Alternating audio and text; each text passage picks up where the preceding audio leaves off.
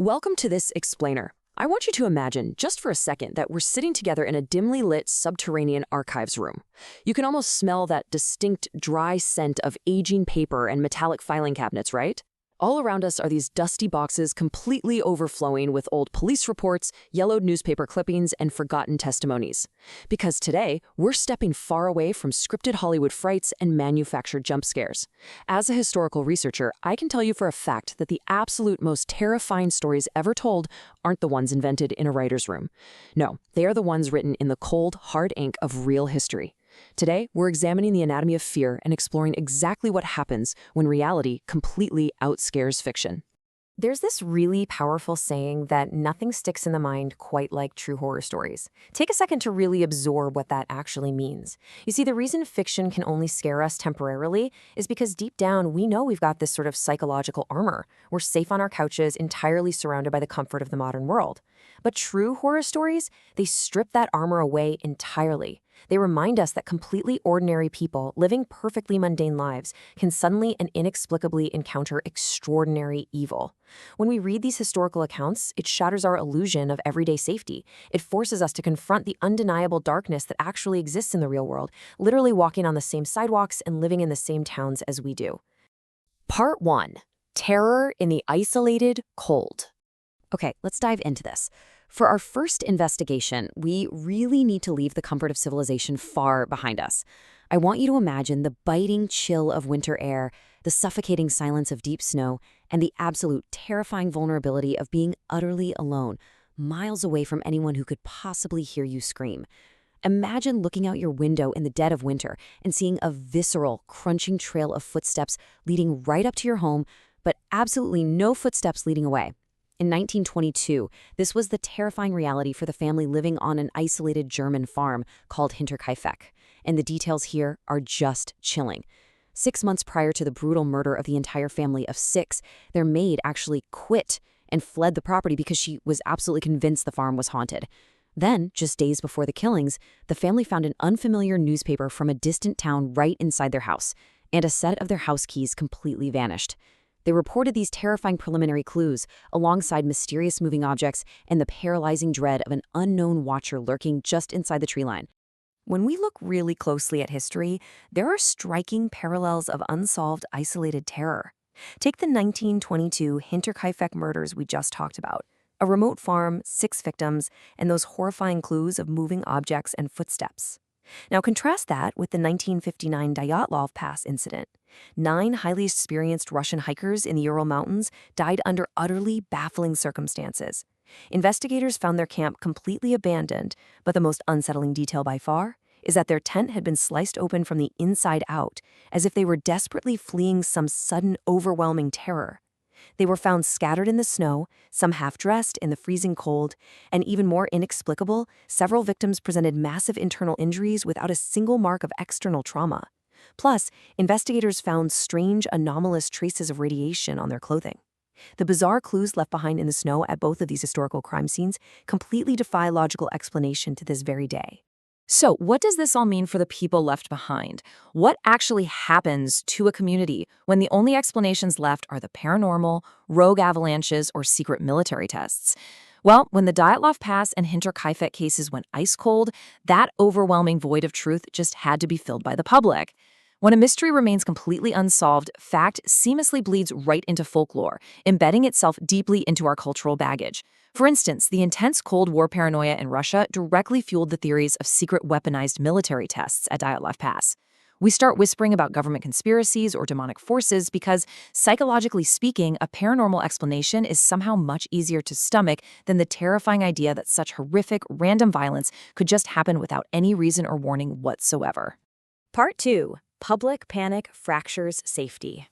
Let's see how this builds when we shift our investigation from the remote wilderness right into heavily populated communities. Isolation is terrifying, sure, but what happens when you're surrounded by thousands of people and you still aren't safe? Let's analyze how psychological terror infects a society over time. In 1692, the Salem witch trials showed us how collective panic, superstition, and totally irrational fear led to the execution of 20 innocent people in a tight-knit settlement. Fast forward to 1918 in New Orleans. Imagine the rhythmic, terrifying swing of an axe in the dark. The mysterious axeman broke into homes, murdering residents and literally taunting the city's newspapers.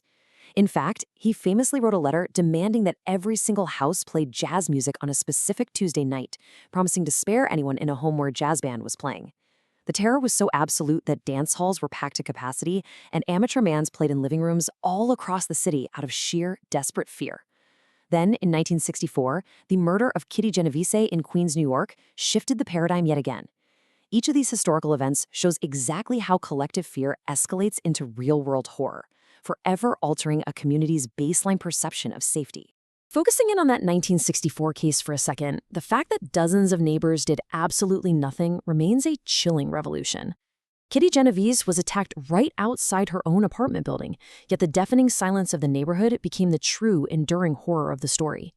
This tragic event actually led psychologists to coin the term the bystander effect, detailing how the presence of others notoriously discourages an individual from intervening in an emergency. So the really crucial takeaway here is this. Terror doesn't always manifest as a phantom monster in the woods or a masked serial killer breaking down your door. Sometimes the absolute most chilling horror is human apathy, inaction, and societal neglect. It's the terrifying realization that you could be screaming for your life surrounded by neighbors, and absolutely no one will open their door to help you. Part 3, History Bleeds into Horror. Now, what's really interesting about this is how we bridge the gap between these raw historical traumas and our modern world. How do we live with this heavy history today? Well, we turn it into entertainment. We watch history seamlessly bleed into horror. Let's compare historical reality with our modern Hollywood mythology. Think of the brutal, agonizing realities of the 1892 Lizzie Borden axe murders, where her stoic demeanor during the trial absolutely shocked a nation. Over time, that grisly reality was sanitized into a macabre children's jump rope rhyme. Or consider the 1947 mutilation of Elizabeth Short, famously known as the Black Dahlia, which was slowly glamorized by the media into this tale of dark Hollywood mystique. And then, of course, we have the tragic, violent 1989 to 1990 Florida murders committed by Aileen Wuornos. Her deep psychological complexity, which was this devastating, tangled mix of trauma, survival, and overwhelming rage, was totally transformed into the Oscar-winning film Monster. Society takes this real, visceral human suffering, metabolizes it, and transforms it into modern pop culture mythology to try and somehow make sense of the utterly senseless. And it's genuinely fascinating how we willingly seek out these scares today. Streaming giants like Netflix, Hulu, and Shudder are absolutely packed with highly stylized dramatizations. We plug into immersive, deeply researched storytelling podcasts on our daily commutes. We even participate in dark tourism, going on haunted historical tours to places like the Trans-Allegheny Lunatic Asylum or the notorious house in Villisca, Iowa, where 8 people were slaughtered in their sleep back in 1912. Just imagine walking through that house today, feeling the creaking floorboards right beneath your feet, sensing the heavy, stagnant atmosphere of the rooms, fully knowing what happened there. We actively blend meticulous historical research with engaging storytelling so that we can safely walk in the footsteps of history's most terrifying events. We inherently want to get as close to the fire as possible, feeling its intense heat without actually getting burned. I want to leave you with a provocative thought to wrap up our investigation today. If true horror stories expose the profound fragility of our everyday safety, why can we never look away? Perhaps it's because by studying the darkness, by meticulously understanding the very anatomy of fear, we feel just a little bit more prepared for the unpredictable, chaotic world around us. Facing our history, no matter how profoundly dark it may be, ensures we aren't totally defenseless against it. Thank you for joining me on this explainer. Keep questioning the narratives, keep researching the past, and never forget that history is always watching.